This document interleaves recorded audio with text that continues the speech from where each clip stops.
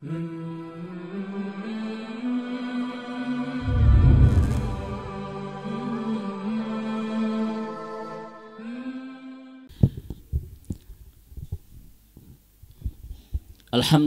rabbil alamin. Alhamdulillahilladzi bi ni'matihi tatimmu shalihat. Wa ashhadu an la ilaha illallah wahdahu la syarikalah. Wa ashhadu anna Muhammadan abduhu wa rasuluh al-mab'utsu rahmatan lil alamin. Uhayyikum jami'an bi tahiyatil Islam. Tahiyatul ukhuwah, tahiyatul mahabbah, wa tahiyatu ahlil jannah. Assalamualaikum warahmatullahi wabarakatuh. Allahumma aftah lana qulubana wa alhimna rushdana wahdina ila siratikal mustaqim. Allahumma salli wa sallim wa barik ala Muhammadin wa ala alihi wa sahbihi azma'in. Ikhwan dan akhwat, Bapak Ibu yang Allah rahmati dan Allah berkahi, puji syukur hanya milik Rabb kita Allah Subhanahu wa taala. Mudah-mudahan pertemuan iman kita pagi hari ini selepas menunaikan sholat subuh berjamaah untuk bertolabul ilmi, mudah-mudahan menjadi pertemuan iman terbaik untuk terus mempersembahkan karya-karya amal soleh terbaik di bulan terbaik ini, bulan Ramadan. Dan mudah-mudahan melayakkan Allah Subhanahu wa taala memberikan kepada kita pahala terbaik, ampunan terbaik, dan kita bisa keluar di Ramadan tahun ini menjadi alumni-alumni terbaik. Andaikan ini adalah Ramadan terakhir buat kita semua dan Allah tidak memberikan kesempatan kepada kita untuk bertemu Ramadan tahun-tahun berikutnya, maka mudah-mudahan inilah Ramadan yang bisa mengantarkan kita pulang ke surga. Ikhwan dan akhwat, Bapak Ibu yang Allah rahmati dan Allah berkahi, tema kita hari ini adalah membahas al-maudu ats-tsaniyah atau al-muhadarah ats-tsaniyah, pertemuan kedua atau materi kedua dari jalan panjang menuju pulang. Kemarin sudah kita bahas dunia itu ad-dunya qasiratun jiddan. Dunia itu pendek. Tapi kenapa ulama-ulama kita menyebut jalan panjang menuju pulang itu? Padahal dunia itu sangat pendek. Sebagaimana yang sudah kita sampaikan di kajian sebelumnya, mudah-mudahan Bapak Ibu masih ingat ya. Karena perjalanan kita tidak hanya di dunia, Pak. Setidaknya kita harus melewati 4 etape perjalanan. Setidaknya kita akan melakukan sebuah perjalanan di empat fase ini, di 4 etape ini ya. Yang pertama rihlatul ula itu fir rahim, Pak. Perjalanan pertama itu di dalam rahim yang sangat pendek sekali ya. 9 bulan itu. Yang kedua adalah rihlatul tsaniyah fid dunya. Perjalanan kedua itu di dunia yang kata Rasulullah sallallahu alaihi wasallam usia kita antara baina sittin wa sab'in, antara 60 sampai 70 saja. Bapak Ibu di sini sekarang ada yang sudah sampai ke usia 60, Pak, 70. Sisa berapa hari lagi, Pak? Ya. Usia kita sangat pendek dibandingkan dengan usia-usia umat-umat terdahulu ya. Rasul sendiri yang mengatakan bahwa usia umatku itu antara baina sattin was sab'in, antara 60 sampai 70 saja itu. Dan ciri Bapak Ibu sekalian, manusia akhir zaman itu memang usianya pendek. Coba Bapak Ibu lihat setiap Ramadan menyapa kita, ada nggak orang-orang yang tercinta yang sudah meninggalkan kita, Pak? Yang Ramadan tahun berikutnya masih bersama kita menikmati indahnya Ramadan, ada tidak? Banyak Bapak Ibu sekalian, Ramadan sebelumnya banyak orang-orang yang kita cintai yang masih bersama kita menikmati lezatnya Ramadan, yang di Ramadan ini kita sudah tidak menemukannya itu, betul? Bahkan boleh jadi memang inilah Ramadan terakhir buat kita semua. Tahun-tahun ke depan Ramadan menyapa kita, tetapi belum tentu kita masih ada, Pak ya. Ini beberapa wajah yang udah kelihatan. Ini Ramadan. Mudah-mudahan Bapak Ibu sekalian, kapanpun waktu kita untuk berpulang betul-betul dalam keadaan terbaik dan terindah, husnul khatimah. Taib. Dunia sangat pendek sekali Bapak Ibu sekalian.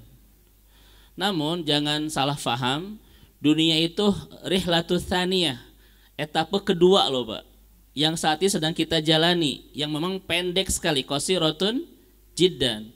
Namun Bapak Ibu harus paham, setelah dunia ini ada etapa ketiga, rihlatul tsalitsa namanya adalah fil barzah, Pak, di alam barzah itu. Berapa lama? Mungkin bisa ribuan tahun tapi tidak selamanya. Ya. Kemudian rihlatul rabi'ah, perjalanan yang keempat itu fil akhirah. Berapa lama Bapak Ibu sekalian? Khamsina qadrah, mohon maaf. Khamsina alfasanah, 50.000 tahun. Sebelum kita pada akhirnya tinggal di neraka atau sebaliknya ya, wa'iyadzubillah di neraka. Mudah-mudahan semua yang hadir di sini adalah hamba-hamba Allah yang direncanakan untuk tinggal selamanya penuh kebahagiaan di surga insyaallah. Namun sebelum kita pulang ke surga Bapak Ibu, ini kenapa saya sebut pulang? Sudah paham Bapak Ibu ya? Kenapa saya sebut pulang? Di dalam Al-Quran ketika berbicara masalah akhirat itu kalimatnya banyak pulang, Pak. Inna lillahi wa inna ilaihi wa ilaina tur wa ilaihi yur. Itu kebanyakan kalimatnya pulang itu. Coba saya tanya kepada Bapak Ibu, kenapa ketika Allah berbicara masalah akhirat, Pak, tempat kembali kita, itu menggunakan kalimat pulang coba? Hah? Tidak akan balik lagi. Betul saja, Masya Allah ya. Saya tidak mau menyalahkan kalau Ramadan, Pak, bahaya. Tapi betul Zat, barakallahu fiik, alhamdulillah Zat ya. Ini Masya Allah. Mudah-mudahan kita dibersamakan sampai ke surga Zat. Ya. Saya rindu dengan nasi kebulinya Zat ya. Dan nasi mandinya. Saya sekalian. Itu disampaikan oleh Syekh bin Baz ya, rahimahullah, mengatakan watnunal haqiqah fil akhirah. Karena kampung halaman kita yang sebenarnya itu adalah akhirat, tempat pertama kali bapak kita diciptakan, Adam alaihi salam. Itu kata seorang ulama besar dari Mekah ya, Syekh bin Baz rahimahullah itu. Karena kampung halaman kita yang sebenarnya itu adalah akhirat, tempat pertama kali bapak kita diciptakan. Dan kita ini siapa? Bukan Bani Israel ya Pak. Bani Israel lagi tunduh ya Pak. Kita ini Bani Adam gitu ya. Makanya ketika Adam pertama kali diciptakan di surga Bapak Ibu sekalian, ketika kita kembali ke sana itulah disebut dengan pulang, karena kampung halaman kita yang sebenarnya itu bukan di sini tetapi di sana di akhirat, tempat pertama kali bapak kita diciptakan. Di sini kita sedang ngapain? Kata Nabi hanya sedang mengembara saja Pak. Hanya sedang nyaba. Apa nyaba itu bahasa? Nyaba itu apa saja? Ya sapar lah begitu ya. Nanti kita akan pulang kembali ke sana itu. Makanya pada saya sampaikan di sini Bapak Ibu, di dunia ini kita ini penduduk asli, penduduk asing. Asli atau asing Pak? Ini harus kita tentukan dulu, karena banyak yang merasa dia itu penduduk asli loh. Padahal kita ini penduduk, kita ini Bapak Ibu sekalian orang akhirat. Tempat pertama kali bapak kita diciptakan. Di sini kita ini orang asing Pak. Abirus sabil kan? Orang asing itu. Pertanyaan saya kepada Bapak Ibu, masih ingat Pak? Sama nggak kesibukan penduduk asli dan penduduk asing? Bedanya apa? Apa perbedaan yang bisa kita amati kesibukan penduduk asli dan penduduk asing? Kalau penduduk asli Pak, bangun segalanya di sini, karena dia orang sini, betul? Sementara penduduk asing bukan membangun segalanya di sini, tetapi menyiapkan bekal sebanyak-banyaknya untuk pulang ke sana itu. Bapak Ibu sebentar lagi akan mudik kan? Saya akan pulang ke kampung halaman. Berarti Bapak Ibu tuh aslinya di mana? Bukan di sini tapi di tempat tujuan kita akan pulang. Contoh, Bapak Ibu sekalian, saya akan pulang ke Garut. Berarti Bapak Ibu orang mana? Tasik tuh. Berarti kita ini orang Garut loh Pak. Ya. Ketika Allah mengatakan pulang, berarti memang kita ini orang sana bukan orang sini. Makanya orang yang meninggal, orang yang telah pergi, orang yang telah pulang. Bukan yang telah pergi, dia telah pergi meninggalkan kita, bukan. Dia telah pulang ke kampung halamannya begitu. Paham Bapak Ibu sekalian? Maka ada nggak orang yang saking sibuk Pak membangun segalanya di sini sampai lupa menyiapkan bekal untuk pulang ke sana? Ada tidak? Bapak Ibu saat ini kesibukannya lebih banyak mana? Membangun segalanya di sini atau menyiapkan bekal untuk pulang ke sana? Coba saya lihat wajah-wajahnya dulu, Pak. Banyak loh Bapak Ibu sekalian, orang sampai lupa diri itu. Dia bangun segalanya di sini, sampai lupa menyiapkan bekal untuk pulang ke sana. Padahal Bapak Ibu demi Allah, dunia itu Bapak Ibu sekalian cuma satu perjalanan dari perjalanan yang akan kita tempuh itu, betul tidak? Maka jangan merasa hidup kita cuma di dunia loh. Sebentar dunia itu. Nanti kita akan masuk etapa kedua, ketiga, etapa keempat sebelum kita pulang ke surga itu. Makanya ketika Bapak Ibu tahu bahwa dunia itu cuma satu etapa perjalanan yang akan kita lalui dari banyak perjalanan, satu, jangan pernah merasa bahwa hidup cuma di dunia. Yang kedua Bapak Ibu, yang kedua adalah Bapak Ibu sekalian, jangan terlalu fokus membangun segalanya di sini atau membangun kebahagiaan di sini. Betul nggak Pak? Yang paling penting membangun kebahagiaan di etapa yang sangat singkat atau membangun kebahagiaan di kehidupan yang tidak akan pernah berkesudahan. Kira-kira mana yang paling cerdas Bapak Ibu? Nah itu Pak. Betul nggak Bapak Ibu sekalian? Tapi sudah kita bahas di kajian kita kan di sebelumnya. Siapa yang fokus membangun kebahagiaan di sana, Allah akan bahagiakan dia di sini itu. Itu sudah kalimat-kalimat Allah dalam Al-Qur'an, Pak. Siapa yang berfokus membangun istana kebahagiaan di sana, maka Allah pun akan berikan dia kebahagiaan di sini. Apa maksudnya sana sini itu? Dunia dan akhirat, Pak.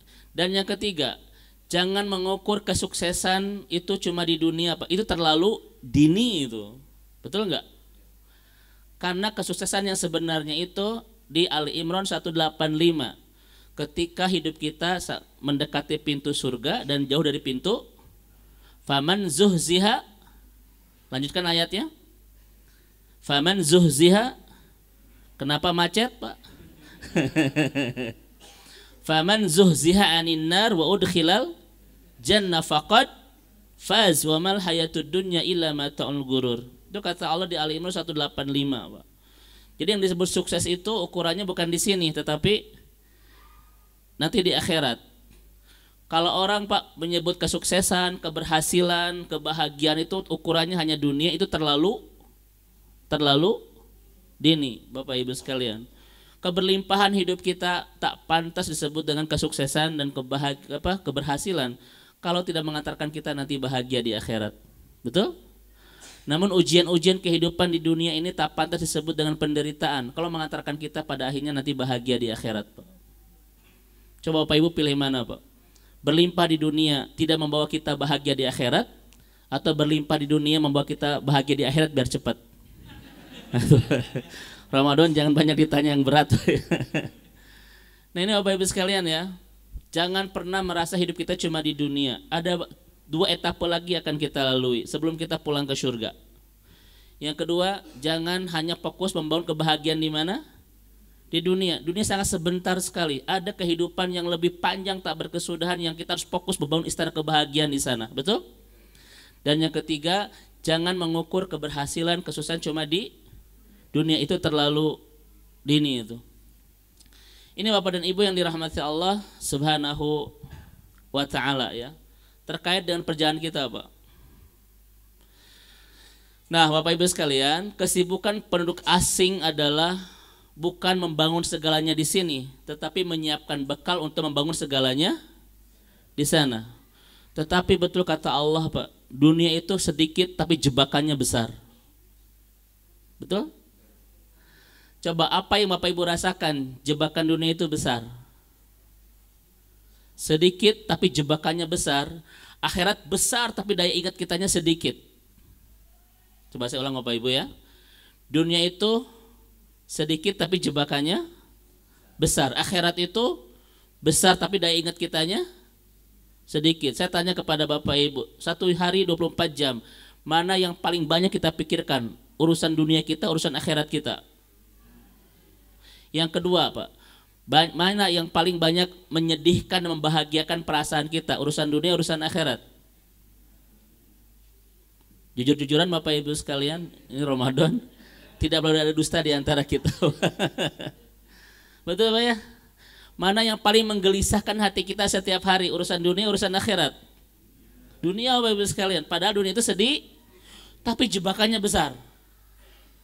Orang setiap hari Bapak Ibu lebih banyak memikirkan urusan dunia, urusan akhirat. Dunia apa? Akhirat cuma selingan itu. Makanya apa kata ulama? Ada orang yang dia fokus ke akhirat, Pak, mempelajari ilmu akhirat, setelah ada sisa kesibukan dari urusan dunianya. Ada nggak kayak begitu? Itu kata Allah disebut dengan apa? Ittakhadhu dinahum lahwan wa la'iba. Orang sedang mempermainkan agama. Orang yang belajar Pak ilmu akhirat setelah punya sisa dari kesibukan dunia, itu disebut dengan ittakhadhu dinahum lahwan wa la'iba. Orang yang mempermainkan agama itu. Ya enggak? Dan terakhir, jebakan dunia itu yang terakhir Bapak Ibu sekalian adalah kita fokus Pak bangun segalanya di sini dan lupa untuk menyiapkan bekal untuk pulang ke sana. Kemana? Ke akhirat. Itu kata Syekh bin Baz itu. Saya orang mana Bapak Ibu? Saya orang Buah Batu. Saya bangun rumah di sini tidak? Tidak Pak. Karena saya bukan orang sini. Saya orang Buah Batu. Kesibukan saya di sini cuma menyiapkan bekal untuk pulang ke Buah Batu Pak. Sudah paham Bapak Ibu sekalian? Dan kata ulama Bapak Ibu sekalian, khudu warji'u. Teori hidup kita cuma satu Pak. Raihlah kemudian pulanglah. Dan jangan pernah pulang sebelum meraih apa-apa. Sudah paham Bapak Ibu sekalian? Ini meyakinkan Ustaz ya. Bapak Ibu jangan pernah mau berani pulang ke akhirat sebelum kita meraih apa-apa itu. Karena keterbahagiaan hidup kita setelah pulang sangat bergantung kepada apa yang sudah kita raih di sini. Betul? Coba saya tanya kepada Bapak Ibu. Bapak Ibu sudah siap pulang belum? Coba kita doakan bersama kalau sudah siap Pak. Ada yang sudah siap pulang saat ini ke akhirat Pak? Ayo. Kenapa coba? Masih ragu-ragu, masih khawatir? Karena belum yakin persiapannya apa yang diraihnya sudah banyak. Betul nggak Pak? Dan hati kita Bapak Ibu demi Allah tidak bisa dibohongi tentang siapa kita saat ini di mata Allah Pak. Itu yang nggak bisa dibohongi. Kenapa banyak orang yang belum siap pulang? Wa innahu ala dzalika lasyahid. Karena hati kita sangat tahu tentang siapa kita saat ini di mata Allah Pak. Sok Bapak Ibu coba lihat hati kita saat ini. Aduh saya kurang soleh. Ada nggak kayak gitu Pak? Aduh saya masih banyak dosa. Ada nggak? Itu hati. Seisi dunia bisa kita dustai Bapak Ibu sekalian. Tetapi hati ini tidak bisa kita bohongi tentang siapa kita saat ini di hadapan Allah. Itulah yang membuat orang belum siap untuk pulang. Maka khudu warji'u Bapak Ibu sekalian. Makanya saya tidak akan pulang sebelum meraih apa-apa di sini. Itu pesan. Oke. Tetapi begitu ya Bapak Ibu sekalian. Karena Bapak Ibu jangan pulang ke rumah sebelum meraih ilmu di sini, ya kan? Jangan pernah pulang ke akhirat sebelum meraih apa-apa sebagai bekal persiapan kita untuk membangun istana kebahagiaan nanti di sana Bapak Ibu sekalian. Mudah-mudahan Ramadan ini adalah bulan yang mengantarkan kita untuk menemukan banyak persiapan-persiapan terbaik untuk menjemput kehidupan terindah kita kelak di akhirat insyaallah. Ya. Taib. Ibu dan Bapak yang semoga Allah rahmati dan Allah berkahi. Kemudian hari ini kita akan bahas kemarin jalan panjang menuju pulang. Sekarang kita akan bahas Bapak Ibu penyesalan di akhir perjalanan itu. Ternyata nanti di ujung perjalanan nanti Bapak Ibu banyak orang-orang yang menyesal dan ingin kembali kemana? Ke dunia itu. Baik, pertanyaan saya kepada Bapak Ibu, kenapa hari ini kita membahas tentang akhir perjalanan? Satu, karena perjalanan kita akan berakhir. Kenapa Allah menciptakan kita di sini laisa lil baqa, tidak untuk selamanya. Satu persatu Bapak dan Ibu sudah punya jadwal kepulangan. Ini kelihatan wajah-wajah yang akan segera pulang. Termasuk semua Bapak Ibu sekalian, karena di sini pendek sekali usia kita itu. Boleh jadi Bapak Ibu Ramadan tahun depan wajah-wajah yang di sini itu sudah tidak pernah kita lihat lagi. Kangen si bapak ini yang sholat selalu di pinggir kiri, Pak. Kangen si bapak ini kalau sholat itu biasa di pojok kanan. Kangen, Pak. Biasanya Ustaz Akram di mana biasanya? Ya kan? Satu-satu di antara kita akan berpulang, Bapak Ibu sekalian. Minggu ini Bapak Ibu saya sudah mengantarkan berapa tetangga, Pak, itu ya. Masya Allah ke kepulangannya itu. Kapanpun jadwal Bapak Ibu untuk pulang, mudah-mudahan itulah jadwal terbaik kepulangan kita. Betul-betul pulang di puncak kebahagiaan hidup bersama Allah, betul-betul kembali pada puncak kenikmatan mencintai Allah, dan betul-betul diwafatkan di puncak kelezatan bertaat kepada Allah Subhanahu wa taala, ya. Taib. Kenapa kita bahas akhir perjalanan? Satu, karena perjalanan kita akan berakhir. Allah tidak menciptakan kita di sini untuk selamanya. Yang kedua, kenapa kita bahas akhir perjalanan? Karena boleh jadi ada di antara kita yang sudah sangat dekat dengan akhir perjalanan tetapi merasa perjalanan masih panjang. Betul Bapak Ibu sekalian? Ada nggak orang-orang yang pulang di waktu tak sempat memikirkan sebuah kepulangan? Ada tidak? Masya Allah Bapak Ibu sekalian. Betapa banyak orang-orang yang pulang di saat sama sekali tidak memikirkan sebuah kepulangan. Di benaknya itu tentang dia pengen beli apa, nanti rencana setahun itu ke depan bagaimana, nanti nikah kapan, Bapak Ibu sekalian. Itu saja. Tiba-tiba Allah hentikan semuanya dengan kepulangan itu. Ada tidak? Ada Bapak Ibu sekalian. Ya. Makanya Rasulullah itu mengingatkan kepada kita, kenapa orang terbaik itu aktsaruhum lil mauti dzikron, yang paling banyak ingat kematian. Kira-kira kenapa Bapak Ibu sekalian? Kenapa orang paling cerdas itu adalah orang yang paling banyak ingat tentang sebuah kepulangan atau kematian? Kenapa kira-kira? Ya kenapa Bapak Ibu itu sebut orang cerdas? Bapak ini bukan Jumatan Pak, ayo bebas dijawab Pak. Kata Rasulullah, aktsaruhum lil mauti dzikran ahsanuhum lima ba'dahu isti'dadan. Orang yang paling banyak ingat kepulangan adalah orang yang pasti akan lebih baik Pak untuk menyiapkan persiapan kepulangan itu.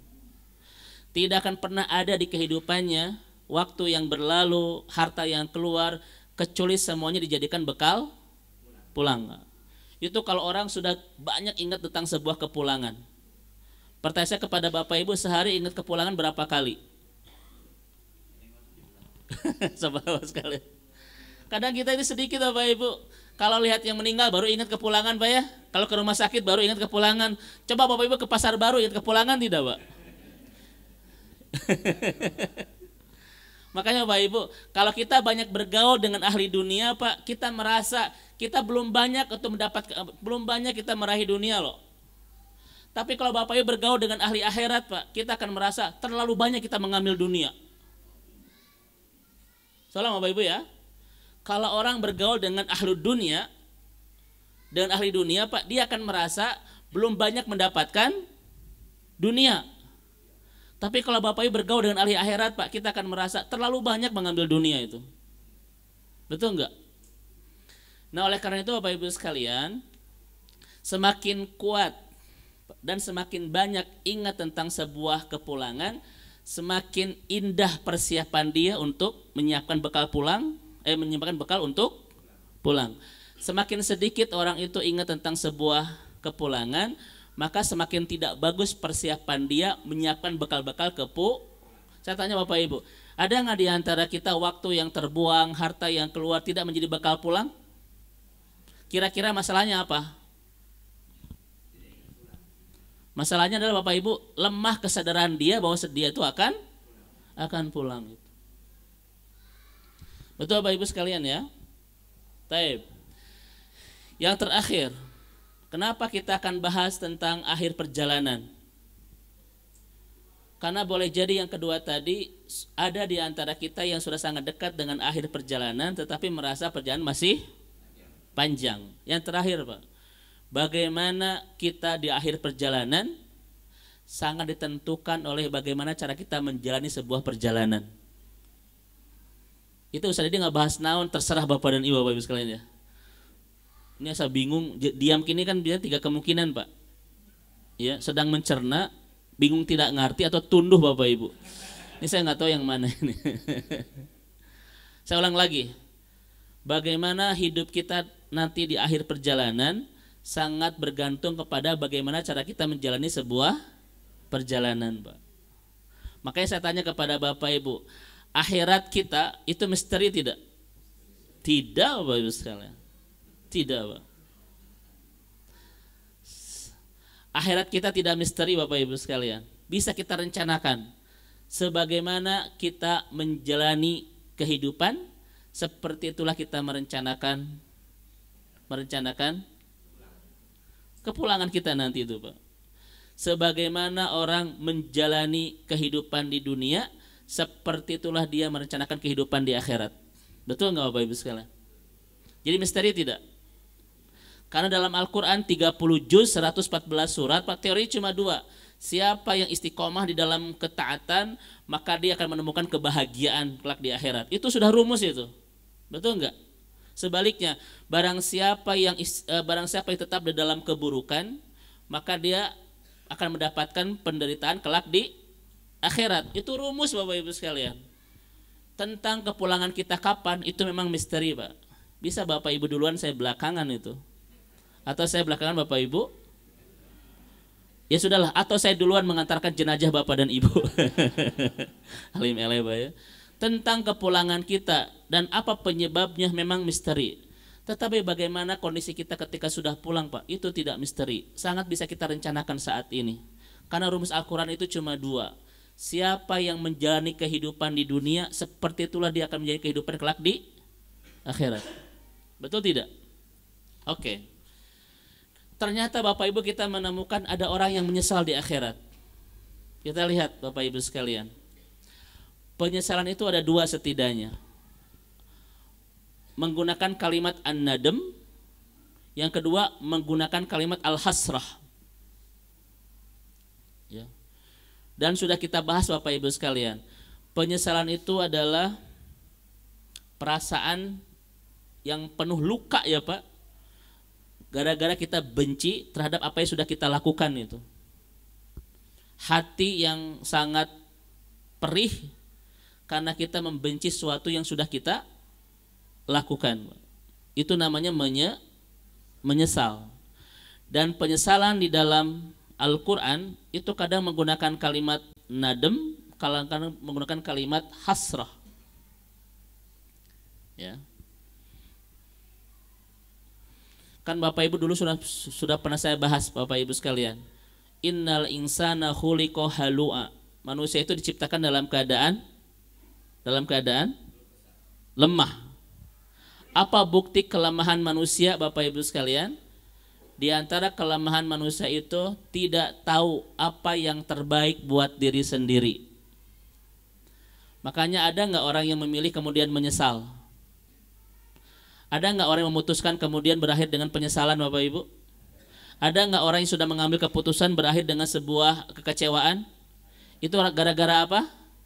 Gara-gara kita ini lemah Pak, tidak tahu apa yang terbaik buat diri sendiri. Betul nggak? Pertanyaan saya kepada Bapak Ibu, ingin nggak menjadi hamba-hamba Allah yang ketika memilih tidak pernah menyesal Pak? Maka caranya adalah serahkan pilihan itu kepada yang tahu yang terbaik buat kita. Siapa? Allah Pak. Makanya ada konsep istikharah.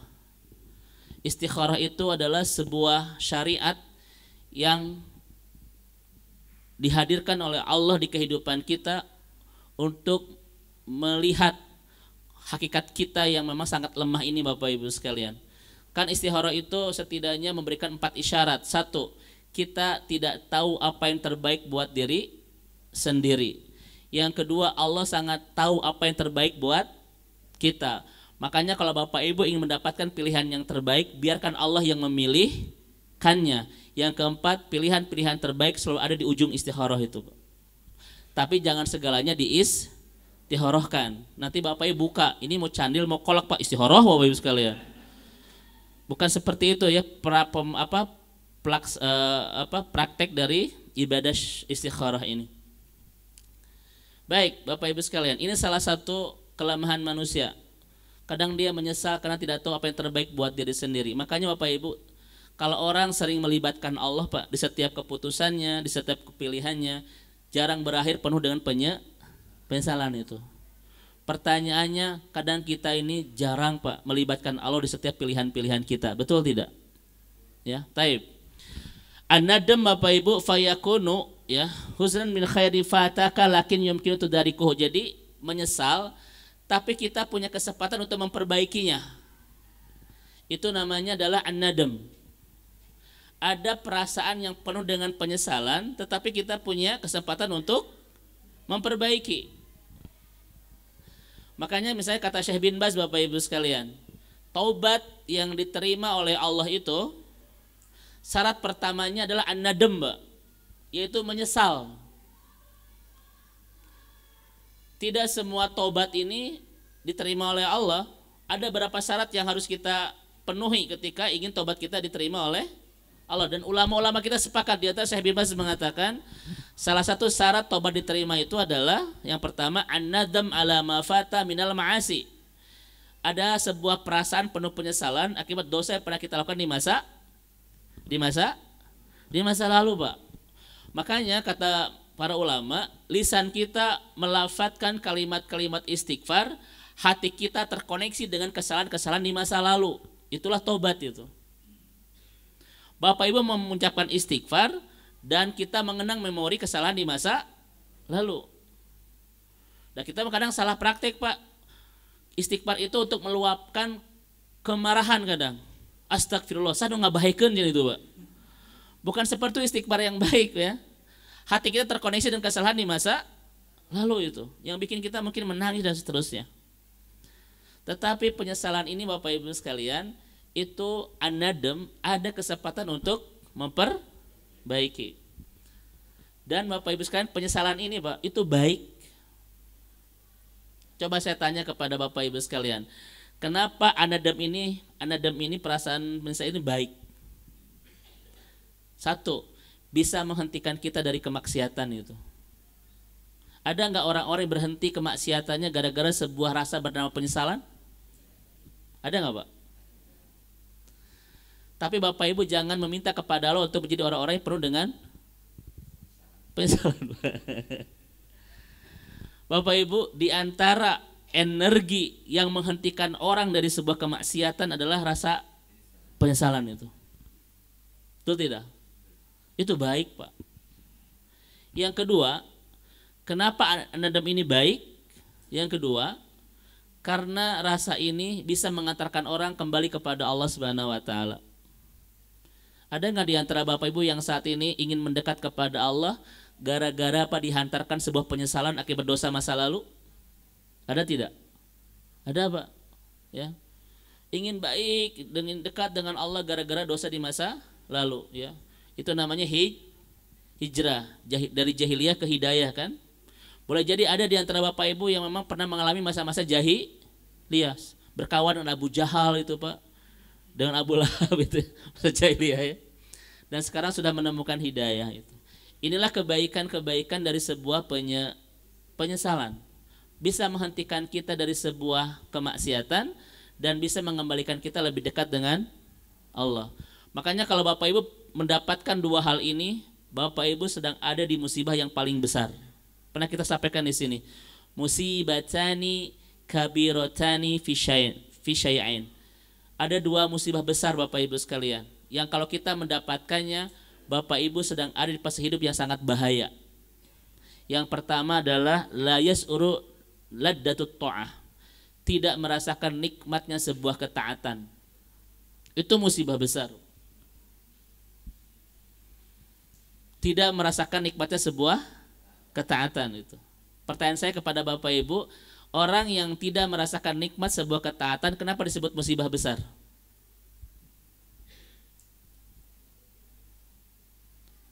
Ini lagi saum Bapak Ibu sekalian menahan begini, tidak ada jawaban? Kalau saya lagi saumnya gitu ya Pak. Coba. Kenapa orang yang tidak merasakan nikmat dalam ketaatan disebut musibah besar? Ayo. Hah? Picilakan. Masya Allah Bapak Ibu sekalian. Karena orang Pak, kalau sudah tidak nikmat dalam ketaatan, dia akan mudah meninggalkan semua ketaatan itu. Kenapa banyak orang yang mudah meninggalkan ketaatan? Karena mereka tidak merasakan nikmat sebuah ketaatan. Dan tidak ada fase yang paling bahaya di kehidupan seorang mukmin ketika mereka sudah mudah meninggalkan sebuah ketaatan itu. Betul tidak? Ada nggak orang yang tidak bisa ke masjid walaupun rumahnya dekat? Kenapa Pak? Bukan rumah yang jauh, tapi hati yang jauh itu dari kenikmatan bersama Allah Subhanahu wa taala. Saya tanya Bapak Ibu, Imam Syafi'i selama Ramadan berapa kali khatam? 60 kali. Abu Qatadah arba'un khatmah, 40 kali. Yang paling sedikit adalah Imam Bukhari 30 kali. Kalau di sini setiap Ramadan tuh ala Syafi'i, ala Qatadah, ala Bukhari Pak, atau ala kadarnya.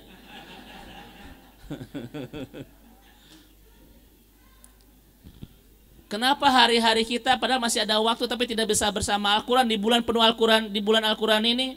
Boleh jadi memang kita kurang merasakan citra rasa kenikmatan bersama Maka kalau orang sudah kehilangan sebuah kenikmatan dalam ketaatan, mereka akan mudah meninggalkan ketaatan itu. Betul nggak Bapak Ibu sekalian? Ya. Itikaf Bapak Ibu sekalian, apa kata Aisyah radhiyallahu anha? Rasul tidak pernah kehilangan itikaf sejak zaman datang ke Madinah sampai Allah mewafatkannya. Rasul itu tidak pernah kehilangan i'tikaf, kita tidak pernah. Sedikit kan bedanya Pak ya? Sedikit bedanya itu. Ya, memang kita sama Rasul itu sedikit bedanya Pak. Rasul itu sedikit makan ketika Ramadan, kita sedikit-sedikit. Beda sedikit banget tuh Pak. Ya. Rasul itu ketika Ramadan sedikit tidur, Bapak Ibu sedikit-sedikit. Sedikit kan bedanya Pak? Makanya apa kata Imam Az-Zuhri itu? Azabalil mu'min. Aku heran dengan orang beriman ini. Tarakul i'tikaf. Mereka rame-rame meninggalkan i'tikaf. Sementara Rasul tidak pernah kehilangan i'tikaf sepanjang hidupnya itu.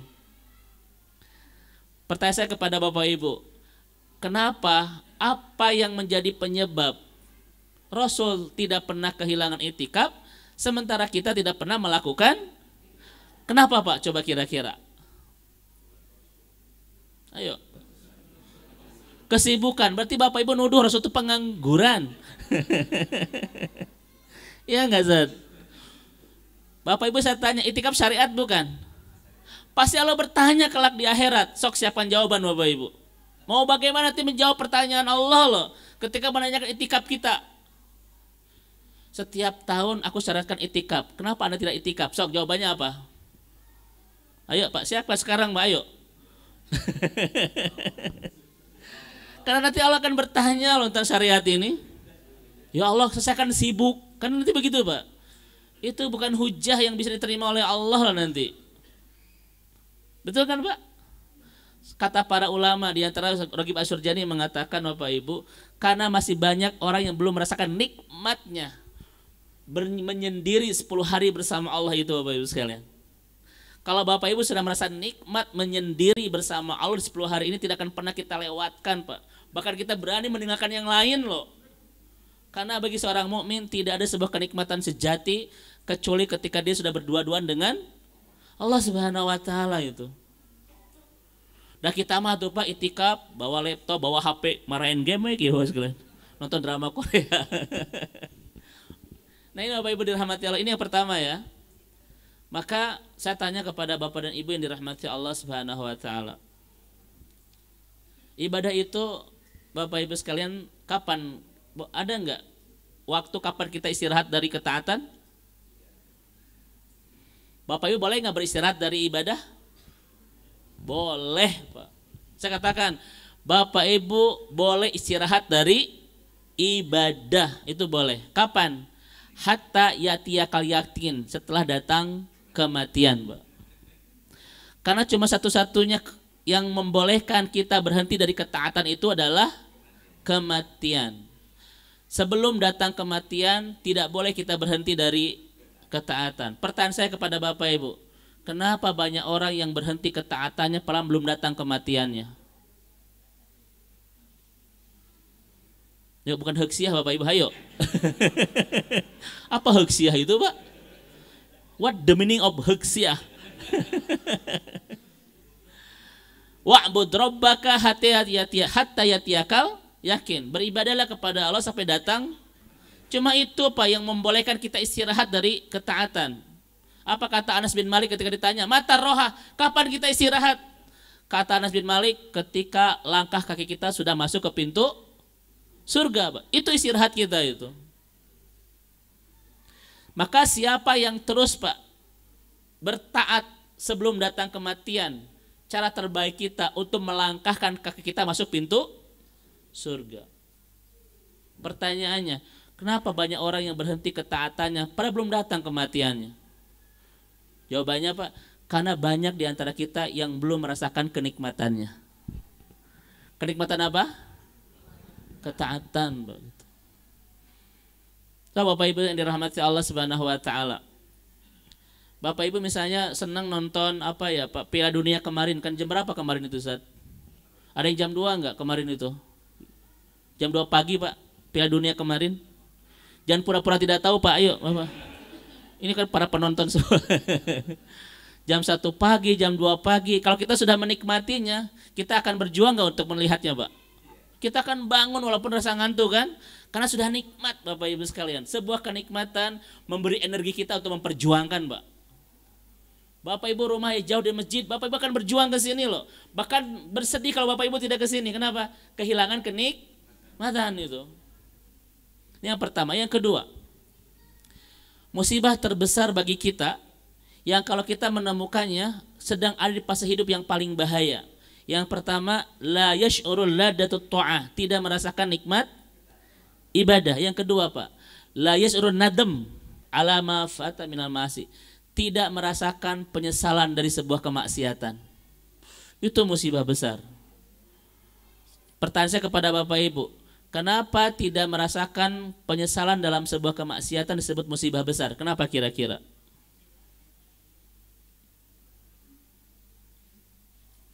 Kenapa? Bapak Ibu saya tuh bertanya loh, bukan ajak merenung, Pak.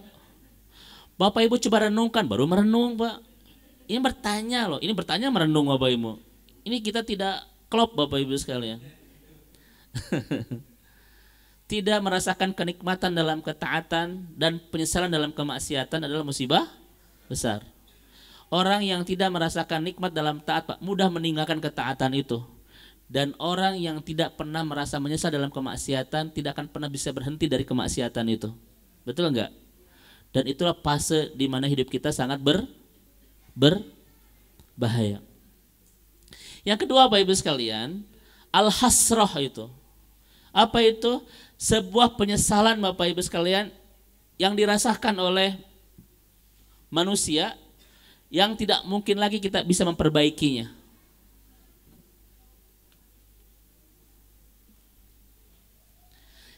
Jadi Bapak Ibu, ada penyesalan yang kita punya kesempatan untuk memperbaikinya, dan ada penyesalan yang sama sekali kita tidak punya waktu untuk memperbaikinya. Kira-kira Bapak Ibu, dari dua hal ini mana yang akan lebih menyakitkan? Ternyata Bapak Ibu, penyesalan yang tidak mungkin ada kesempatan memperbaikinya itu akan terjadi nanti di ujung perjalanan kita, Pak. Sama sekali kita tidak punya waktu untuk memperbaikinya. Betul? Bapak Ibu coba lihat di surat ini, Al-An'am ayat 31. Qalu ya hasratana ala ma faratna fiha wa hum yahmiluna auzarahum ala zuhurihim. Alangkah besar penyesalan kami. Ini pakai anadam atau pakai al-hasrah? Lihat. Pakai anadam, pakai hasrah. Alangkah besar penyesalan kami terhadap kelalaian kami tentang akhirat. Sambil mereka memikul dosa-dosa di atas punggungnya, Pak. Kebayang nggak Bapak Ibu? Penyesalan itu berat sekali kita rasakan, walaupun ada kesempatan memperbaikinya. Pertanyaannya, Pak, seberat apa sebuah penyesalan yang kita tidak punya kesempatan memperbaikinya, coba? Betul? Dan itu terjadi kapan? Bapak Ibu? Terjadi kapan? Di akhir perjalanan. Dan ternyata kata Al-Quran, Bapak Ibu, ada loh banyak orang-orang yang nanti akan menyesal di ujung perjalanan yang tidak punya kesempatan untuk memperbaiki, maka kalimatnya bukan nadam tapi hasrah itu. Mudah-mudahan kita semua adalah hamba-hamba Allah yang tidak pernah merasakan penyesalan yang begitu besar di akhir perjalanan. Kebayang nggak Bapak Ibu sekalian, sampai-sampai dalam Al-Quran ada orang-orang yang minta kembali ke dunia. Kalaupun tidak dikembalikan ke dunia, jadikan tanah saja. Surat apa itu?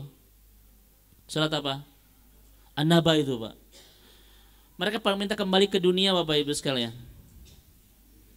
Coba saya tanya kepada Bapak Ibu, kenapa mereka minta kembali ke dunia? Untuk ngapain? Untuk melakukan yang sering mereka tinggalkan. Yang ini sering yang membuat mereka nanti menyesal di akhirat. Apa itu?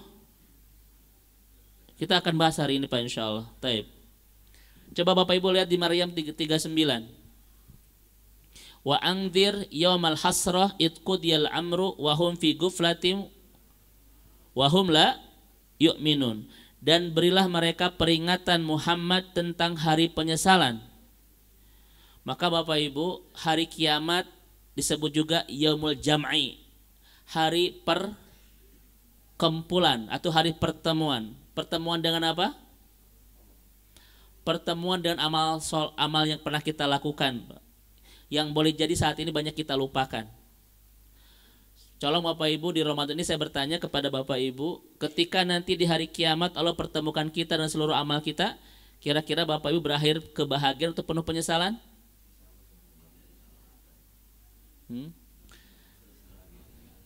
Kenapa tidak yakin begitu Pak?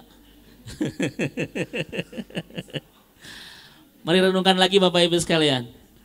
Ketika nanti dan pasti Allah itu kan i'rad, mempertemukan kita dengan seluruh amal kita yang boleh jadi saat ini banyak kita lupakan kan?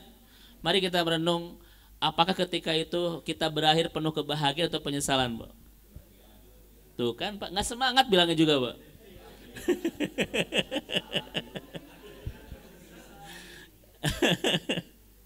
Ya Pak ya, Masya Allah itu. Makanya saya sampaikan kepada Bapak Ibu, hari terbaik bukan hari kelahiran kita. Hari terbaik bukan hari pernikahan kita. Pernikahan Bapak dan Ibu ya, pernikahan kita lagi Pak. Sorry, mohon maaf Bu. Tapi hari terbaik dan terindah itu adalah ketika Allah mempertemukan kita dan seluruh amal kita berakhir penuh kebahagiaan Pak. Itu hari terbaik dan Bapak Ibu harus punya hari itu. Jangan pernah menjadi hamba-hamba Allah yang ketika melihat seluruh amal itu berakhir penyesalan Pak. Ini kembali ke dunia itu. Masya Allah itu ya. Memang Ustaz ada yang kayak begitu dalam Al-Quran? Banyak nanti Pak. Orang-orang yang kayak begitu itu. Kelihatan ini wajah-wajah yang nanti ketika dipertemukan seluruh amalnya Pak berakhir kebahagiaan. Ini wajah-wajah ahli surga semua Pak Ibu sekalian ya. Wajah-wajah penuh cahaya, wajah-wajah penuh ketenangan Pak. Kalau saya ngisi sampai jam 8 sudah tenang ya Pak. Sudah bismika. Karena memang ngaji itu Pak tempat yang paling menenangkan ya. Ada orang yang datang, Ustadz saya beberapa hari tidak bisa tidur, sok pengajian kata Bapak Ibu. Ternyata efektif Bapak Ibu sekalian ya. Belum beberapa menit sudah ke Sidratul Muntaha itu ya. Padahal ini kajiannya Ramadan bukan Isra Mi'raj. Taib Bapak Ibu sekalian ya, Masya Allah. Taib. Kita langsung ke sini Bapak Ibu ya. Coba di sini apa kata Nabi itu, Bapak Ibu? Nanti penyesalan mereka itu kata Nabi Pak, ya ahlul jannah khuludun fala mauta wa ahlun nar khuludun fala mauta Pak. Nanti Bapak Ibu sekalian dikatakan kepada penduduk surga, wahai penduduk surga, kalian akan tetap dan tidak akan pernah mati. Nanti di ahli neraka kalian akan selamanya tidak akan pernah mati. Kemudian apa kata Nabi Bapak Ibu sekalian? Inna ahlan nar, kata Nabi itu dalam hadis Ibnu Majah, penduduk neraka akan menangis di neraka, merintih terus Bapak Ibu sekalian. Dan rintihan itu tidak pernah berhenti itu. Saya katanya kepada Bapak Ibu, rintihan itu tanda apa?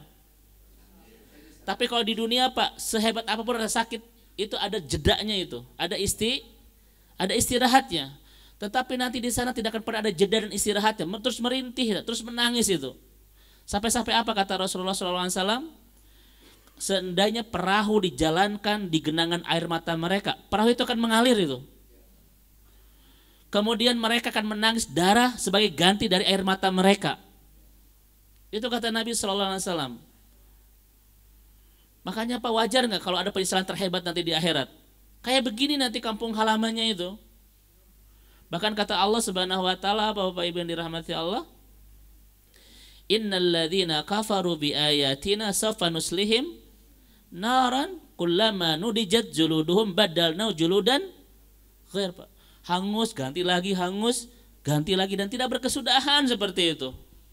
Saya punya materi Bapak Ibu tentang wisata kampung akhirat. Karena kami ini punya sebuah lembaga training bernama MDA, Pak, Majelis Darul Akhirat, dan salah satunya adalah kajian-kajian tentang wisata kampung akhirat. Makanya nanti kalau mau di sini setelah Ramadan ini saat kita wisata kampung akhirat, mangga Bapak Ibu ya. Mari kita berwisata, melihat-lihat kondisi kampung yang akan kita jelajahi nanti, Pak, sampai kepulangan kita ke surga itu. Bagaimana mahsyar itu? Di mahsyar itu ada apa, Bapak Ibu? Bagaimana orang itu keadaannya di padang mahsyar? Nanti sirat itu bagaimana, Bapak Ibu? Ya. Siapa yang cepat untuk melewati, siapa yang lambat bahkan terjatuh di dalamnya itu. Itu nanti ada informasi dari Rasulullah SAW dalam wisata kampung akhirat ini ya. Kalau materi ini misalnya bagus, nanti kita akan bahas Bapak Ibu sekalian ya. Tapi setelah Ramadan ini insya Allah. Baik Ibu dan Bapak yang dirahmati Allah Subhanahu wa taala, karena waktu kita simpulkan, Pak. Lihat. Seluruh penyesalan di dalam Al-Quran tentang akhir perjalanan, Pak, penyebabnya satu, kelalaian ketika kita sedang melakukan perjalanan. Allah menyebut lalai dalam Al-Quran itu sebanyak 35 kali. Dan kelalaianlah di sebuah perjalanan yang menyebabkan kita menyesal di ujung perjalanan, Pak. Gara-gara apa? Lalai itu. Dari 35 tema lalai di dalam Al-Quran, kata para ulama, setidaknya ada 3 kelalaian terbesar yang kita lakukan ketika melakukan sebuah perjalanan yang mengantarkan kita menyesal di akhir perjalanan. Mudah-mudahan kita semua bukan orang-orang yang lalai Bapak Ibu ya. Karena tidak ada yang membawa kita dalam sebuah penyesalan kelak di akhirat kecuali sebuah kelalaian kelalaian di dunia. Orang yang lalai di dunia sedang merencanakan penuh penyesalan kelak di akhirat. Dari 35 tentang lalai dalam Al-Quran, ada 3 kelalaian besar yang menyebabkan kita menyesal nanti di akhirat. Yang pertama Bapak Ibu sekalian, al-ghuflah anit taubah. Lalai apa ini? Lalai apa Bapak Ibu? Lalai bertobat, Pak. Kenapa Bapak Ibu sekalian Allah menggunakan kalimat wasari'u ketika berbicara masalah ampunan? Wasari'u ila magfirah. Pernah kita sampaikan Bapak Ibu sekalian, masih ingat kajian ini? Baik. Perhatikan Bapak Ibu sekalian.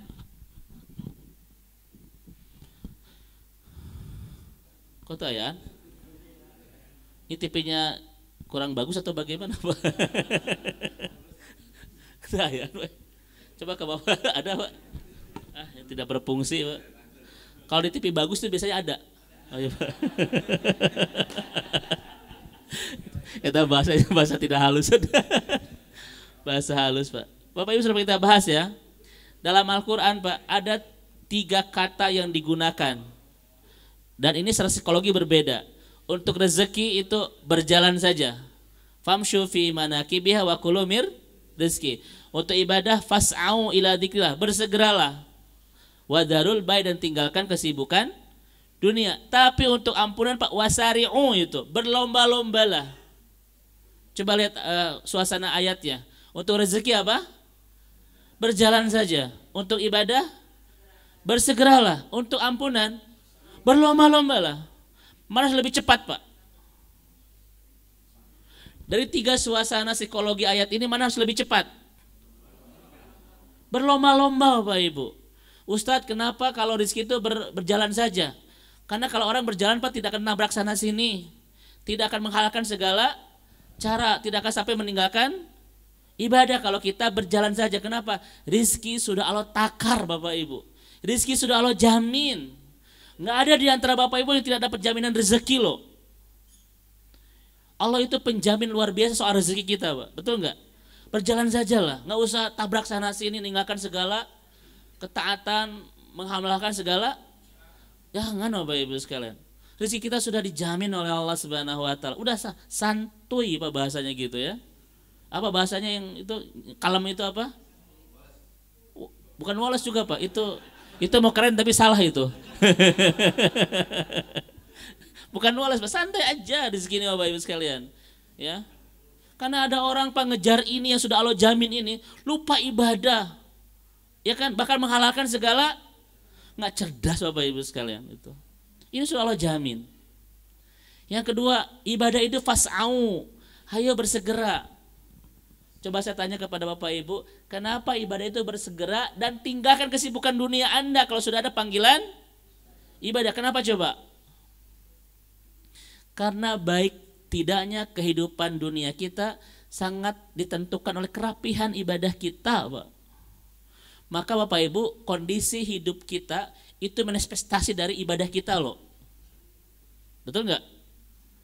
Kehidupan Bapak Ibu adalah Pak, ada cerminan dari ibadah itu. Contoh Bapak Ibu tentang Ramadan ya, sedikit saya sampaikan. Apa kata Ragib Asyurjani? Man thabata fi syahri Ramadan thabata fi syahri ghairiha. Wa man lam yathbut fi syahri Ramadan lam yathbut fi syahri ghairiha. Siapa yang hebat, Pak, siapa yang menghebatkan diri dengan ketaatan di bulan Ramadan, Allah akan hebatkan kehidupan dia di 11 bulan pasca Ramadan. Jadi Bapak Ibu, kehebatan, keterbaikan hidup kita 11 bulan ke depan sangat bergantung kepada seberapa bisa kita memberikan persembahan terbaik ibadah di bulan Ramadan, Pak. Sebaliknya, siapa yang tidak menghebatkan ketaatan di bulan Ramadan, maka dia sedang merencanakan untuk tidak dihebatkan hidupnya oleh Allah di 11 bulan pasca. Rumusnya, kalau Ramadan kita gini-gini aja, pasti hidup kita akan gitu-gitu aja, Pak. Kenapa hidup Bapak Ibu gitu-gitu aja? Karena Ramadannya gini-gini aja, Pak. Makanya kalau tidak ingin hidup kita begitu, maka Ramadan jangan. Itu maksudnya apa? Itu Pak. Kenapa Bapak Ibu hidup kita doa banyak tidak dikabulkan, ini banyak yang terlambat? Jangan-jangan Ramadan kemarin Bapak Ibu tidak itikaf. Jangan-jangan Ramadan kemarin Bapak Ibu tidak hebat hubungannya bersama Al-Quran loh. Karena Ramadan itu adalah tahtitul kabir, Pak. Cara terbaik kita merencanakan hidup kita di 11 bulan setelah itu. Itu Ramadan loh. Maka Bapak Ibu kalau ingin banyak kebaikan di hidup kita ini, Bapak Ibu harus mempersembahkan yang terbaik di Ramadan ini kepada Allah. Silakan Bapak Ibu asal-asalan Ramadan ini. Maka lihatlah bagaimana cara Allah memperlakukan hidup kita 11 bulan setelah itu. Akan terlihat itu. Rarud, det, rarung, sing, baret, barete apa bareto lagi. Ini tadi salah terus Pak ya. Bukan bareto waktu zaman lalu Pak, barete maksudnya bareto. Jangan-jangan masalah-masalah hidup kita saat ini Bapak Ibu, karena Ramadan tahun kemarin kita yang banyak masalah soal ibadah kita.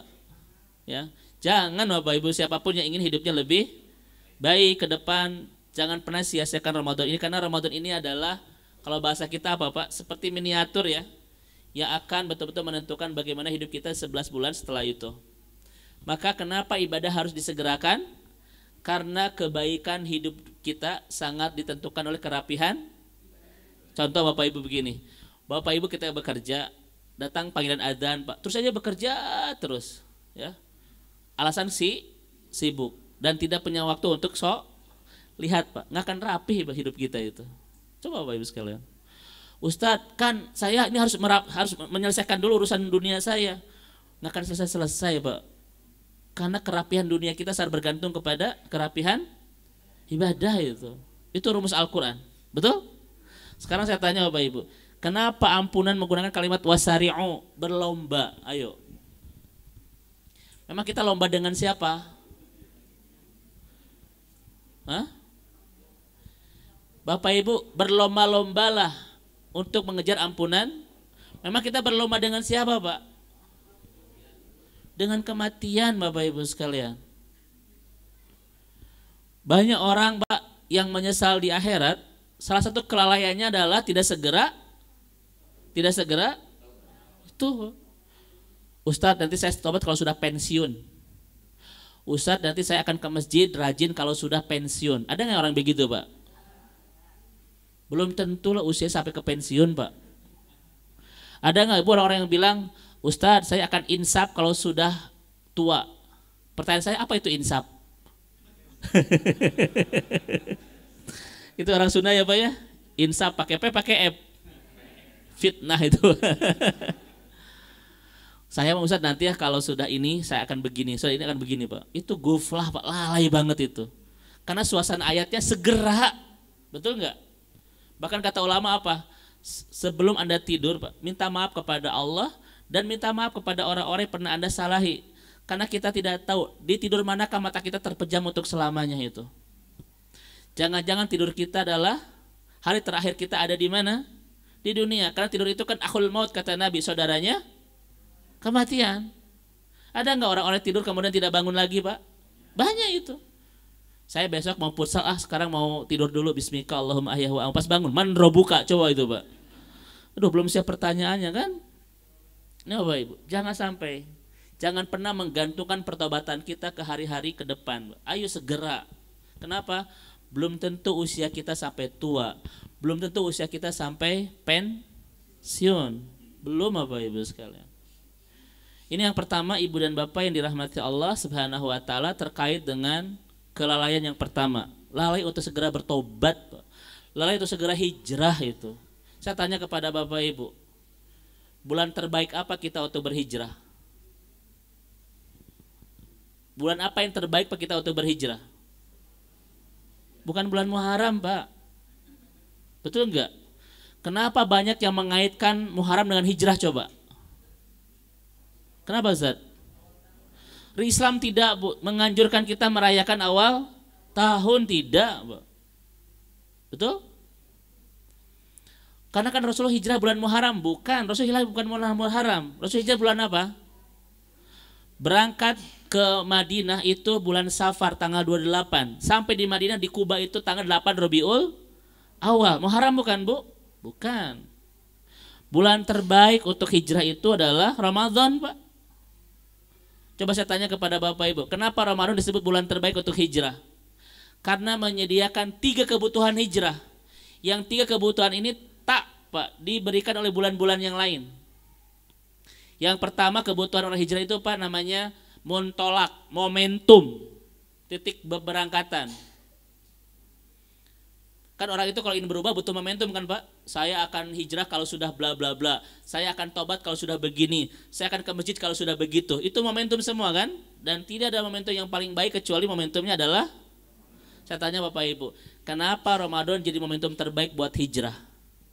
Nabi sendiri yang mengatakan, bulan ini bulan mubarak, Pak. Bulan tumbuh segala orang yang ingin baik di waktu tumbuh segala kebaikan. Kira-kira tepat tidak? Tepat nggak, Bu? Bulan ini yang terbaik itu, Pak, untuk hijrah itu, bukan bulan Muharram. Betul? Yang kedua, Pak, orang hijrah itu butuh panduan. Kenapa? Karena hijrah itu dunia baru bagi orang-orang pelaku kemaksiatan, kan? Maka ketika orang masuk dunia baru butuh panduan, tidak, Bapak Ibu?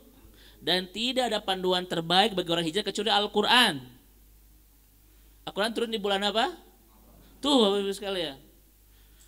Al-Quran bagi orang hijrah itu, Pak, seperti mendapatkan minuman ketika haus, mendapatkan makanan ketika lapar itu, Pak, mendapatkan bala-bala ketika buka, itu, Pak, itu klop. Ya kan? Al-Quran itu panduan terbaik bagi siapapun yang ingin berhijrah. Makanya kesungguh-sungguhan hijrah itu bukan dari kalimat-kalimat di media sosial, my hijrah, my adventure, bukan itu, Bapak Ibu sekalian. My hijrah, my way, bukan. Tapi seberapa bagus hubungan dia bersama Al-Quran. Dan Al-Quran turun di bulan apa? Ramadan. Yang ketiga, orang hijrah itu butuh pembinaan. Namanya tarbiyah itu.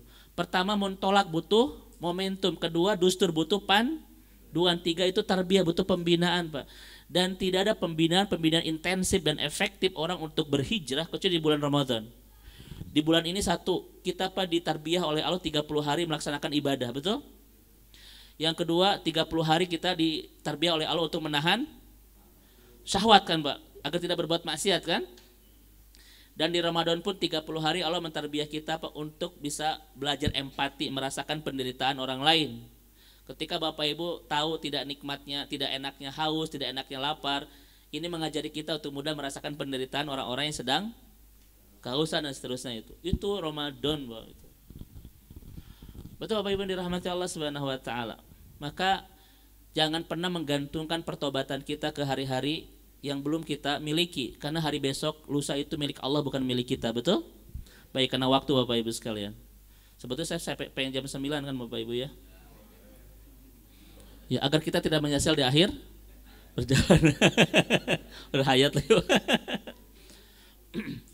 Ini Bapak dan Ibu yang dirahmati Allah Subhanahu wa taala. Terkait dengan yang pertama ya, saya tidak akan jelaskan lebih panjang karena memang waktu. Yang kedua, kelalaian apa yang terjadi yang menyebabkan kita menyesal di akhir perjalanan?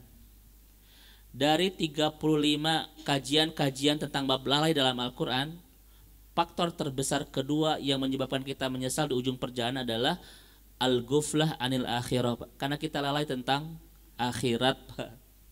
Seakan-akan usia masih panjang, seakan-akan kematian masih jauh Pak, seakan-akan kiamat itu masih lama Bapak Ibu sekalian ya, begitu. Ini yang sering menjebak kita Pak. Ini yang sering menjebak kita. Kalau Bapak Ibu merasa hidup itu masih panjang, umur masih, stoknya masih lama Bapak Ibu sekalian, cenderung orang itu banyak berbuat kesia-siaan, bahkan berbuat sesuatu yang sifatnya kemaksiatan itu, betul enggak? Makanya Bapak Ibu, seluruh ritme hidup kita sangat bergantung kepada sekuat apa kesadaran kita tentang sebuah kematian itu, Pak. Masya Allah itu. Orang yang sudah merasa dekat dan kematian, kira-kira akan menggunakan waktu penuh kesia-siaan tidak? Tidak Pak. Dia akan gunakan semuanya untuk mempersiapkan bekal-bekal terbaik kepulangan. Semakin lemah kesadarannya, semakin banyak kesia-siaannya. Semakin kuat kesadarannya Pak, semakin bagus persiapannya. Saya ulang ya Pak ya. Semakin lemah kesadaran tentang sebuah kematiannya, semakin banyak kesia-siaannya. Namun semakin kuat kesadarannya, semakin indah persiapannya. Ini banyak ya, tapi saya tidak akan bahas Bapak Ibu sekalian karena waktu. Dan sini Bapak Ibu, pada akhirnya orang yang semakin ingat tentang sebuah kematian, tentang akhirat, dia akan khud minad dunya ma yuballigukal akhirah wala takhud minad dunya ma yamnaukal akhirah, Pak.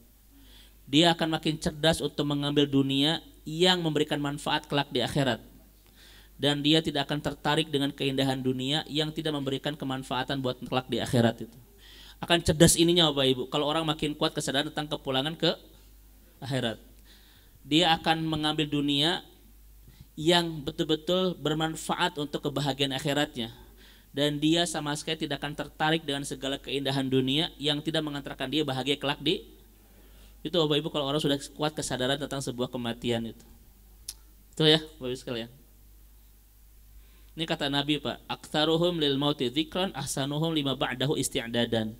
Paling kuat, paling banyak mengingat kematian akan paling bagus persiapan untuk menjemput kepulangannya. Memang Bapak Ibu ingat kematian tidak menghindarkan kita dari sebuah kematian, tapi akan menghindarkan kita dari penyesalan setelah kematian. Ya, saya ulang Bapak Ibu sekalian. Kesadaran yang kuat tentang sebuah kematian memang tidak menghindarkan kita dari kematian, tapi bisa menghindarkan kita dari penyesalan setelah kematian. Dan terakhir Bapak Ibu sekalian, al-ghuflah anit ta'ah, lalai dalam ketaatan, Pak. Ada banyak penyesalan-penyesalan di akhirat gara-gara kita kurang taat. Contoh di Al-Mu'minun ini. Hatta idza jaa ahadukumul maut qala rabbi arji'uni la'ali a'malu shalihan fima taraktu. Jadi mereka mengatakan, ya Allah kembalikan aku kemana? Ke dunia untuk beramal soleh sebagaimana yang dulu aku tuh Bapak Ibu sekalian. Ya. Makanya apa kata Dr. Ibrahim Asyurjani? Illatu wujudina fi hayatid dunya al-a'malus salih, Pak. Satu-satunya alasan kita masih hidup di dunia karena untuk beramal soleh. Kenapa satu-satunya alasan kita masih di dunia itu beramal soleh?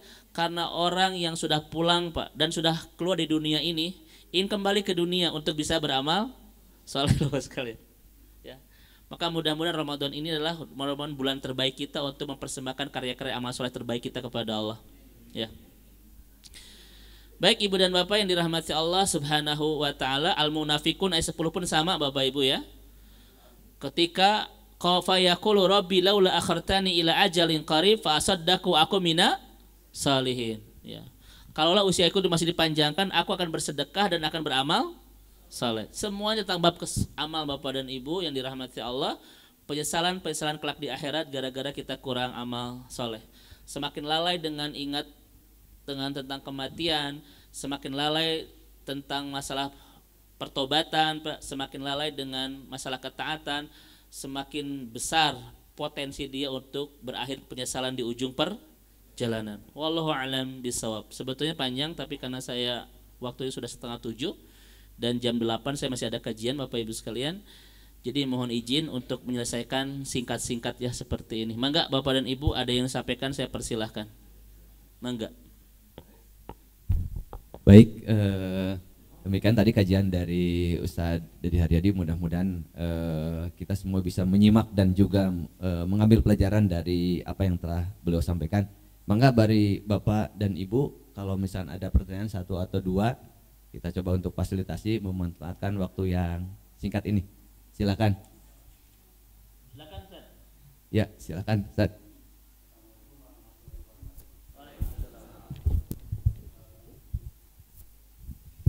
Terkait akhir perjalanan Ustadz ya, mohon koreksi, kan ada riwayat terkait seorang perempuan yang ahli maksiat, tapi suatu saat beliau memberikan minum air anjing ya kalau nggak salah. Hadis Bukhari itu. Bukhari. Ya. Menurut riwayat tersebut di ujung penghidupan di ujung nasibnya itu dia ahli surga ya Ustadz kalau nggak salah. Diampuni oleh Allah dan dimasukkan ke dalam surga, itu kalimat Rasulnya. Iya. Betul. Apakah itu merupakan suatu pembelajaran saja bagi kita atau memang khawatir gitu Ustaz, hal-hal seperti itu menjadi referensi gitu, orang-orang yang berbuat maksiat itu cukup dengan berbuat satu amal soleh sehingga dia menjadi ahli surga. Mungkin itu Ustaz, mohon penjelasan, terima kasih. Baik, Masya Allah Bapak Ibu sekalian, itu memang ada 2 makna ya Pak tentang hadis ini ya, kata kajian-kajian ulama kita. Yang pertama adalah tentang kemahabaikan Allah Subhanahu wa taala. Satu kebaikan bisa menghancurkan banyak keburukan ya Pak ya, itu Allah. Tapi kita satu keburukan bisa melupakan banyak kebaikan. Itu bedanya kita Pak. Allah itu kan satu kebaikan kita bisa menghilangkan banyak keburukan kita. Kalau kita Pak, satu keburukan kita bisa menghancurkan dan menghilangkan banyak kebaikan begitu ya. Ada orang yang berbuat baik kepada kita, sekali waktu dia berbuat buruk, kita bilang dia tidak baik kan begitu. Kita kadang begitu ya. Itu yang pertama, kemahamurahan Allah dan kemahaluasan Allah untuk mengampuni dosa seorang hamba. Ya. Dan ini pernah kita sampaikan di kajian Asy-Syakur. Allah itu sangat berterima kasih kepada kebaikan-kebaikan kita. Namanya Asy-Syakur. Kan nama Allah itu salah satunya adalah Asy-Syakur ya, yang maha berterima kasih. Allah itu Pak sangat pandai berterima kasih kepada kita. Makanya namanya Asy-Syakur, yang maha berterima kasih atau yang maha mensyukuri. Pertanyaannya Bapak Ibu, Allah itu mensyukuri apa dari kita Pak? Mensyukuri kebaikan-kebaikan kita. Bagaimana cara mensyukurinya? Memberikan balasan yang berlipat-lipat dan berganda-ganda. Makanya tidak ada balasan Allah dari kebaikan kita setimpal, itu tidak ada. Betul enggak? Karena Allah itu maha mensyukuri, maha berterima kasih Bapak Ibu. Tidak ada ketaatan kita yang Allah balas setimpal, tidak ada. Pasti lebih semuanya itu. Coba kita melaksanakan 2 rakaat sebelum subuh, Allah balas apa Bapak Ibu sekalian? Kita mendapatkan sesuatu yang lebih baik daripada dunia dan segala isinya. Kita tadi sholat subuh 2 rakaat Pak, dapat apa itu kata Nabi? Fahuwa fi dhimmatillah. Hidup kita akan dijamin segalanya oleh Allah Subhanahu wa taala. Setimpal tidak? Kenapa? Karena Allah itu pandai berterima kasih. Maka Bapak Ibu, cara terima kasih terbaik itu bukan kalimat nuhun Pak, tapi beri balasan dia dengan yang lebih baik. Idza huyitum bitahiyatin fa ahsanu minha au rudduha. Kalau ada orang yang memberi, balas dengan yang lebih baik Bapak Ibu sekalian. Itu teori Al-Quran. Kalau kita mendapatkan kebaikan dari orang, balas dengan yang lebih. Itu cara berterima kasih. Ketika Bapak Ibu tidak punya sesuatu untuk membalasnya dengan yang lebih baik, maka balasnya setimpal. Kalau tidak bisa, minta kepada Allah untuk membalaskannya dengan mengatakan apa? Jazakumullah khairan. Semoga Allah membalas kebaikanmu dengan yang lebih banyak. Makanya kalimat yang tepat bukan nuhun Pak, tetapi jazakumullah. Apa bedanya? Apa bedanya Pak? Nuhun dan jazakumullah? Nuhun mah bahasa Sunda, jazakumullah bahasa itu nggak cerdas jawabannya Pak. Nuhun dan terima kasih tidak ada doanya. Tidak ada kan? Tapi kalau jazakallah ada doanya enggak? Semoga Allah membalasmu dengan balasan yang lebih. Nah itu Bapak Ibu sekalian ya. Pertama itu Ustaz, tentang kebaikan Allah Subhanahu wa taala. Bahwa seorang hamba ketika berbuat kebaikan bisa menghancurkan banyak keburukan. Innal hasanah yudhibnas sayyiat. Yang kedua, tentang indahnya akhir perjalanan. Innamal a'malu bil khawatim Pak, bukan biniat ya. Sesungguhnya amal itu di ujungnya Pak. Ya kan? Sesungguhnya amal itu apa kata Nabi? Ada seorang hamba ya'malu amal ahlil jannah. Ada seorang hamba yang beramal amal ahli surga. Sampai-sampai jarak antara dia dan surga itu diro sejengkal Pak. Sampai-sampai jarak antara dia dan surga itu tetapi di jarak sejengkal ini fayamalu ahlin nar, dia melakukan amal ahli neraka, fayadkhuluha kata Nabi, kemudian masuk neraka. Padahal kebaikannya sepanjang hidup, keburukannya di ujung itu. Tetapi dia masuk ke mana? Kenapa? Karena amal itu ditentukan di mana? Di ujung. Sebaliknya kata Nabi, ada seorang hamba yang fayamalu amala ahlil nar. Ada seorang hamba yang beramal ahli neraka. Sampai-sampai jarak dia dan neraka itu dzira kata Nabi satu hasta apa satu jengkal. Tetapi Bapak Ibu di ujung itu fayamalu amala ahli jannah. Dia melakukan pekerjaan ahli surga. Fayadkhuluha. Kemudian masuk ke dalamnya. Ke dalam apa? Surga. Itu menunjukkan Ustaz bagaimana akhir kita itu akan menentukan akhirat kita itu. Nah, pertanyaan saya kepada Bapak Ibu, bagaimana cara mengakhiri dengan baik, Pak? Ayo. Bapak Ibu tahu kapan akhir perjalanan kita? Lalu bagaimana cara mengakhiri dengan baik? Satu saja, istiqomah, Pak. Cuma itu. Istiqomah saja. Betul?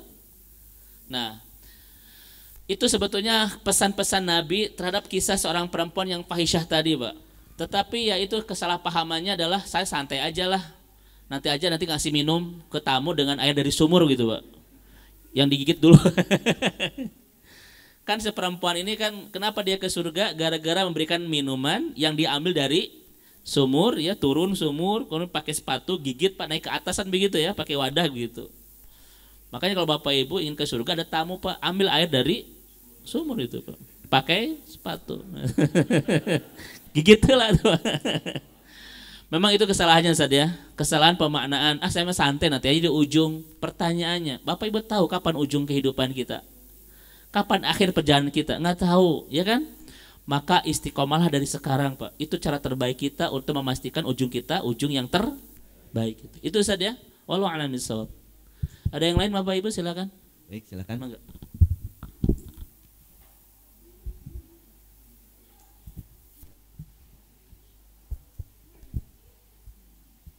Assalamualaikum warahmatullahi wabarakatuh.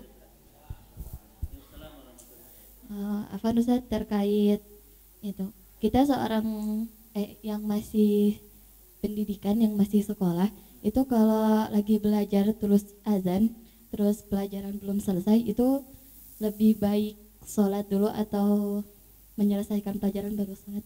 Baik. Memang Bapak Ibu sekalian, ini adalah masalah sistem ya Pak ya, masalah sistem. Seharusnya idealnya Pak, seluruh aktivitas di kehidupan ini ketika datang panggilan untuk azan memang harus dihentikan semuanya. Seperti di beberapa negara Pak ya, di terutama di Saudi kan, aktivitas kesibukan sehari-hari itu berhenti ketika datang azan. Itu masih sampai sekarang masih dipertahankan. Walaupun sekarang itu era MBS agak longgar ya Pak ya. Muhammad bin Salman ini agak longgar itu terkait dengan syariat-syariat yang selama ini ketat di Saudi Arabia. Seperti perempuan sekarang sudah boleh membuka jilbab apa ya, sudah boleh mengemudi. Hatta di tanah haram saja sekarang sudah banyak yang tidak memakai jilbab. Padahal dulu kan tidak boleh Pak. Tanah haram ini semuanya tidak boleh buka jilbab, bahkan harus pakai niqab. Sekarang itu MBS sudah mulai agak longgar Pak. Beliau mengatakan saya akan menjadikan Saudi itu the new Eropa Pak. Tetapi ini tidak boleh mengurangi kerinduan Bapak Ibu untuk datang ke tanah suci ya. Kita ke sana bukan ingin melihat orang Arab ya Pak, tetapi ingin ibadahan begitu ya. Saya mah tidak mau ke Saudi, kenapa? Orang Arab sudah begitu. Jangan Bapak Ibu, udah bedakan ya. Ke sana Bapak Ibu bukan ingin melihat orang Arab, tetapi memang kita ingin ibadah kepada Allah Subhanahu wa taala. Sekarang itu Bapak Ibu ya, karena saya bolak-balik setiap bulan ke sana ya, ini juga baru pulang. Sekarang itu dulu Bapak Ibu pernah nggak melihat restoran itu yang gabung-gabung laki-laki perempuan Pak di Saudi? Ada nggak? Jarang Pak. Terutama di tanah haram kan. Sekarang itu hampir semuanya kayak KP-KP di kita saja, bebas Bapak Ibu, orang baik kerudung dan tidak itu ya. Itu seperti itu kondisi sekarang di tanah suci ya, MBS ini, Muhammad bin Salman ini. Ya, baik. Tadi pertanyaan apa sih, lupa? Oh ya, sekolah ya. Nah Saudi itu Bapak Ibu sekarang luar biasa ketat. Dulu saya pernah ingat Pak, saya haji itu 2002. Baru setahun dari Mesir Pak, kemudian haji itu ke Saudi. Kita makan bakso Pak di Saudi lagi haji Pak. Itu ketika ada ditutup Pak, dan saya dikerem di dalam itu. Jadi saya makan bakso, ini dua itu waktu itu dua pilihan. Anda keluar dan tinggalkan bakso atau Anda habiskan. Saya mengambil untuk dihabiskan Pak, dan lebar gitu ya. Tapi itu dikurung itu Pak, di kayak ruko gitu, saya dikurung gitu ya. Sampai sholat selesai itu dulu 2002 itu, gelap dan lain sebagainya. Kenapa Pak? Lebar bakso Bapak. Dan waktu itu Pak, kalau kita lihat di Saudi itu, kalau ada masih bergerak masalah perdagangan ketika sudah ada itu ditendang-tendang ya Pak ya, oleh askar kan, ada askar syariat dulu itu, yang betul-betul mengawasi kalau adzan sedang berkumandang itu, tidak boleh ada kesibukan aktivitas bisnis, semua harus ditutup itu. Kalau ada itu betul-betul dicabut izinnya, dan waktu itu pelanggarannya sekitar 5.000 real Bapak Ibu sekalian, dan dicabut izin usahanya, walaupun sekarang agak longgar. Memang Ustadz ini harus betul-betul kerja sistem ya gitu, saya bukan perorangan saja, bukan perorangan kita, tetapi betul-betul kerja sebuah lembaga gitu. Harus ada kesadaran perusahaan dan lain sebagainya, termasuk tadi sekolah itu. Kalau sudah datang waktu adzan, ayo kita berhenti dulu sejenak ya untuk melaksanakan sholat, kemudian kita beraktivitas kembali begitu. Ini sebetulnya yang cita-cita kita dan impian kita ya Pak ya.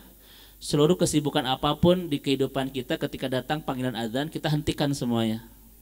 Di kantor Pak ya, di ini, di itu dan seterusnya. Kira-kira ini enak gak Pak kayak begini? Enak itu, tidak dilematis kan? Dan alasan kalau yang belajar itu bisa meninggalkan dulu sholat begitu, itu masih istihad para ulama Bapak Ibu. Di antara dalam fikul aulawiyat kan, kalau kita sedang bertolabul ilmi Bapak Ibu sekalian, datang panggilan adzan maka bisa diteruskan dengan catatan memang tidak terlalu panjang dan seterusnya. Itu istihad Bapak Ibu. Tetap pada akhirnya sholat itu harus lebih diutamakan misalkan begitu. Maka ini mungkin kesadarannya adalah kesadaran sebuah instansi ya Teh ya, begitu Pak. Saya yakinlah kalau instansi ini dipegang oleh orang-orang yang hebat dalam keimanan Pak, tidak akan pernah melalaikan sebuah ketaatan gara-gara urusan-urusan yang lain, hatta dalam urusan tolabul ilmi itu Pak. Betul nggak Bapak Ibu sekalian? Kecuali untuk hal-hal yang darurat Bu, kayak misalnya adalah fikih tibbiyah, fikih kedokteran itu boleh Pak. Seorang dokter yang sedang memeriksa pasien, mengoperasi, itu kadang meninggalkan dulu beberapa waktu-waktu terbaik dalam sholat.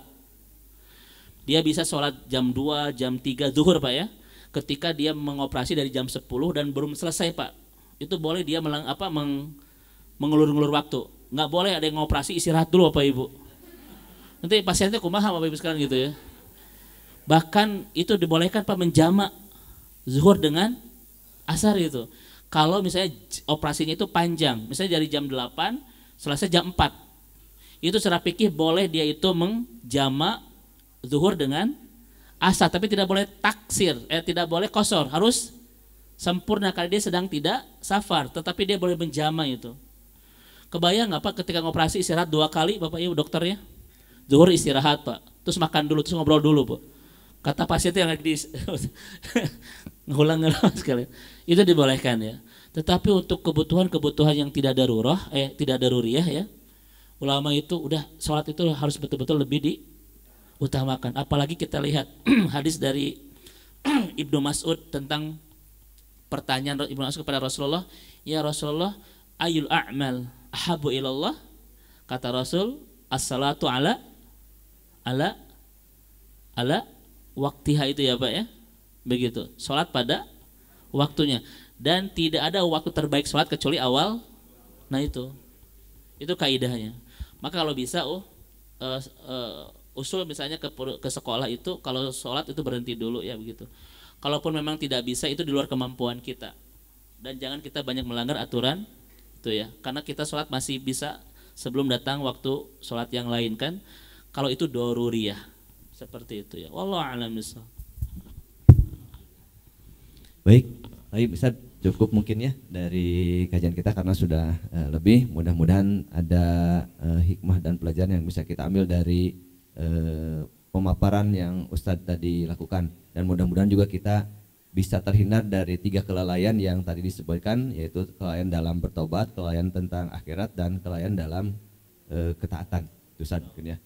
Salah mungkin kita tutup saja dengan doa kafarul majlis. Subhanakallahumma wa bihamdika asyhadu an la ilaha illa anta astaghfiruka wa atubu ilaik. Demikian aku qouli hada wa astaghfirullahi wa lakum. Assalamualaikum warahmatullahi wabarakatuh.